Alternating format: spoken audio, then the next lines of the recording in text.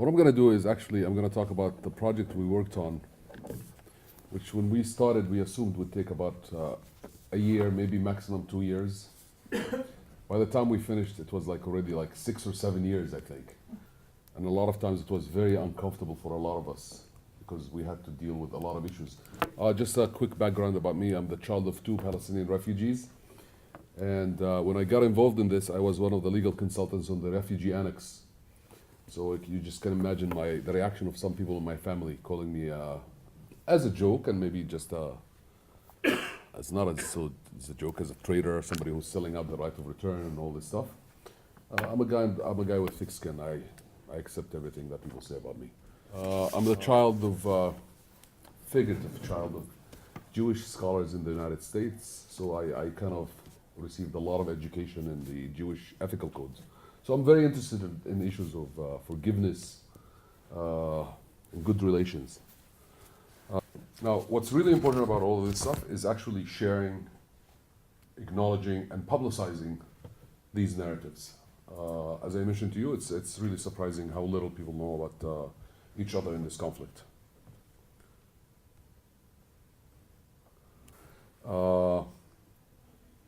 Interesting enough, I'm realizing that there is a shift in the way people behave towards a two-state solution, and it's a generational shift. I call it the pre-Oslo generation versus the post-Oslo generation. The post-Oslo generation is moving towards a one-state solution, and this is due to the fact that they're actually not interacting with Israelis as much as they used to. The pre-Oslo generation, who have dealt with Israelis, think that they've seen the benefit of having a state for Israelis, and they think we can do the same thing. Okay? The post-Oslo generation have seen corruption and different situations with the PA, and they think, no, we would like a one-state solution. There is also, you see, a rise in religious discourse amongst the Palestinians about their attachment to the land. But I think if this is acknowledged by both sides, this would be extremely beneficial.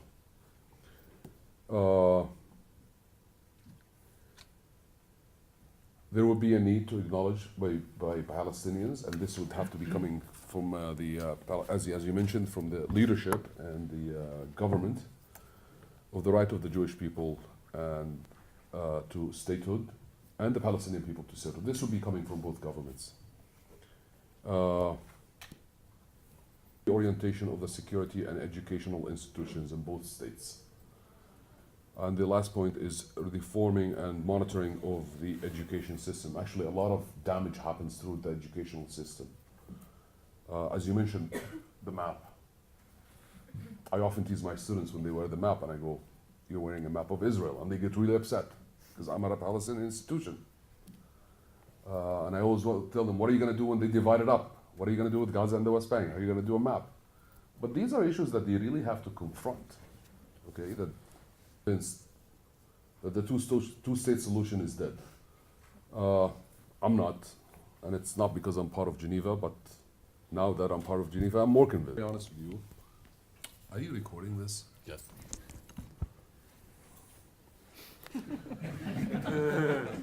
If you're uncomfortable with this, No, we can erase it. I'll be very honest. Sometimes when Israelis come and talk to me and talk to the Palestinian teams, I actually say to them,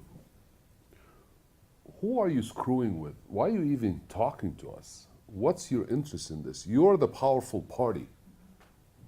I mean, since when do powerful parties ask the weaker party to be cooperative on a solution? You just impose a solution. Okay, so this is something I still can't figure out to this day.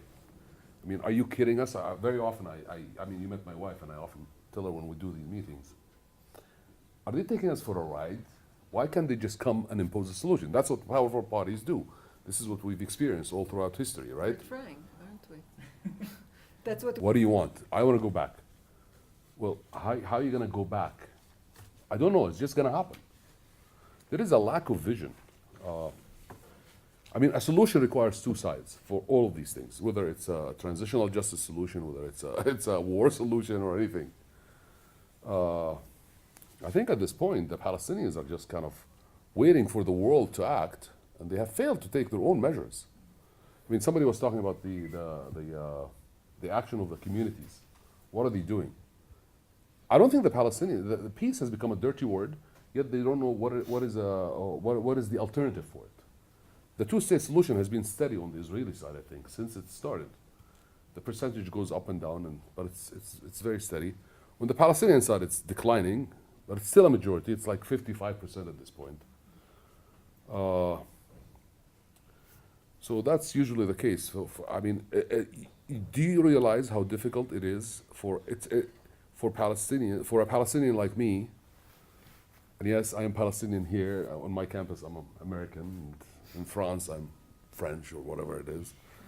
But do you realize how difficult it is for me to bring up these peace issues to these students? Because I think this is the younger generation. The older generation is convinced they want peace, they want two states, they can build the kind of state they want. But the younger generation have not experienced the kind of occupation where Israeli soldiers were inside of these cities, like their parents. So the younger generation just lacks this kind of vision of what they can achieve. Meanwhile, if you look on the Israeli side, this issue is kind of becoming, at least this is my experience, this is becoming irrelevant. I mean, there are those guys behind that wall we never deal with anymore. They never bomb buses anymore. You know, things have calmed down. Yeah, we get a couple of missiles from Gaza, so maybe you should move a bit up north and you'll be fine. But it's even between the two sides, it's becoming kind of an enigma. Okay, they don't know what to do with each other. That's pretty much what I have to say. I mean, we'll just have to wait and see, I guess. I personally think unless the Palestinians move forward themselves to force the Israeli hand, nothing's going to happen. The Israelis are too comfortable in all of this. One of the things I think, Gadi, you just mentioned is the issue of acknowledging the past. And in this case, there would be a need by both parties to come out and acknowledge the long attachment that they both have to this land. This is something you mentioned, okay? That there is not going to be a real solution, okay, until both nations have their states. The interesting things here is really how little we know about each other. I teach a course called the Palestine-Israel Conflict, and every time I mention to my students the Hebron massacre, as people with a mentality of victims, the first thing they think of is the most recent Hebron massacre that took place by an Israeli against Palestinians. And they are completely shocked when they read about the 1924, I think it was 1929 massacre carried out against Jews by Palestinians. And it's always interesting how they find ways to twist the things. They say it's against Palestinians, it's by Palestinians against Palestinians who happen to be Jews. It's weird. But they're really shocked by this. I mean, they can't imagine themselves as victims to be perpetrators at the same time. And there are certain events that they're really not aware of. And I think this happens on the Israeli side too. So this becomes an important element of this initiative we have on dealing with the past, is actually to make the public aware of each other's narratives. The other thing is to actually bring it out to the public where people can discuss it with each other. How do we do this? Is actually through establishing a joint historical memory commission. And that commission will actually review certain events and put it under review, and where people can discuss it, they can investigate it, and then bring it forward to the public. Now, what's really important about all of this stuff is actually sharing, acknowledging, and publicizing these narratives. As I mentioned to you, it's really surprising how little people know about each other in this conflict. One of the things I think, Gadi, you just mentioned is the issue of, okay, the post-Oslo generation have seen corruption and different situations with the PA, and they think, no, we would like a one-state solution. There is also, you see, a rise in religious discourse amongst the Palestinians. about their attachment to the land. But I think if this is acknowledged by both sides, this would be completely, extremely beneficial.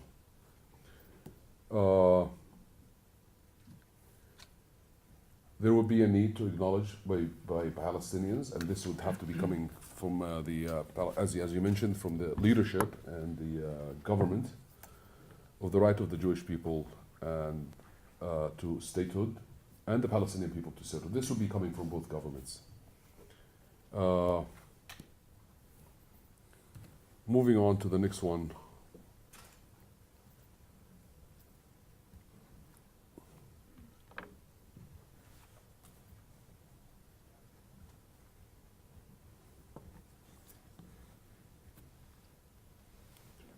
One of the issues that we spent a long time on, and we kind of parked that issue, is the right to justice. How does one achieve justice? And I think the common understanding was, at least by Palestinians, I'm not going to speak on the behalf of Israelis, is that justice tends to be punitive. Okay? And there was a lot of discussions within the Palestinians that what do we do about this issue? How do we sell this to our people if no one gets punished for this? Okay, and there was like some serious discussions about it, and this was the one element in the project where many people actually, I think on both sides, were thinking of just walking out. Luckily we were committed and we stuck to it, and we realized that there are different ways of addressing the issues of justice. For example, the common moral responsibility to address moral past wrongdoings. I think acknowledgement satisfies some of the needs of some of the victims, and they find this as a good way to move forward. Public apologies will be extremely important in this case. And then acknowledging the obligations of both sides, Palestinians and Israelis, to international law and universal human rights treaties and conventions to which they are parties. This actually shows a commitment to moving forward. Also, this is highly relevant to the issue of guarantee of non-recurrence.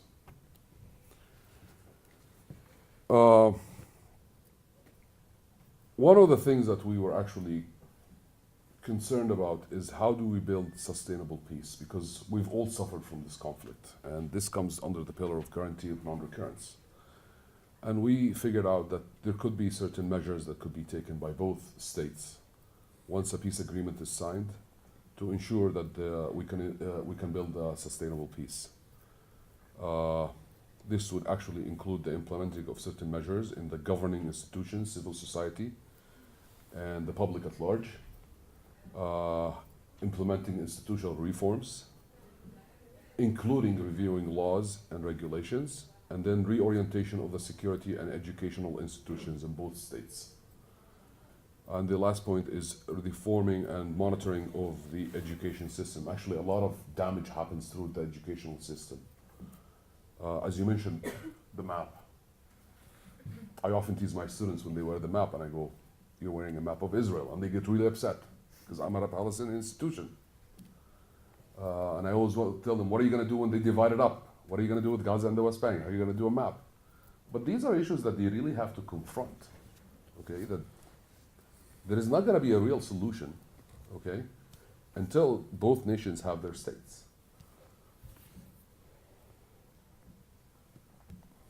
Of course, as how much time do I have left? 2-3 minutes. Well, I'll make it short so I can get many questions. The current challenges we're facing is the two-state solution. Most people are convinced that the two-state solution is dead. I'm not, and it's not because I'm part of Geneva, but now that I'm part of Geneva, I'm more convinced. How the question that we face is, and which Gary talked about, when do you bring this forward? This proposal, this initiative, when is the best time to bring it forward? And how do we gain the domestic and public support and international support in light of what's happening today. Most Palestinians, especially now, they're not seeing any goodwill measures being taken by Israel. So their faith in the two-state solution is almost dead, especially with what they see with what's happening in Gaza. I mean, if you notice, we've all talked about here without mentioning Gaza. Did anybody mention Gaza? I haven't heard. You mentioned Gaza. I did? When? You said Gaza, West Bank, about the map. Yeah. See, I still believe. But it seems even the people in the West Bank, they're not even thinking of Gaza. And this is becoming a problem. That's not becoming, it's not a main concern for them when you think about this Palestinian entity. Okay, they're only thinking about the West Bank for the most part. And do we actually start this process before a peace agreement is signed? Or maybe we, as Gadi said, maybe we need to kind of jump the gun and start it before. And how do we do it? Especially in this hostile environment. I mean, I think maybe we should have started it before Trump declared Jerusalem as the capital of Israel. Now it's becoming even more difficult to convince people on the street of the feasibility of peace. I'll stop here, and then I'll come back to the questions. I just have to say something that was left here by my colleague Israel Oron. It always seems impossible until it's done. That's Nelson Mandela.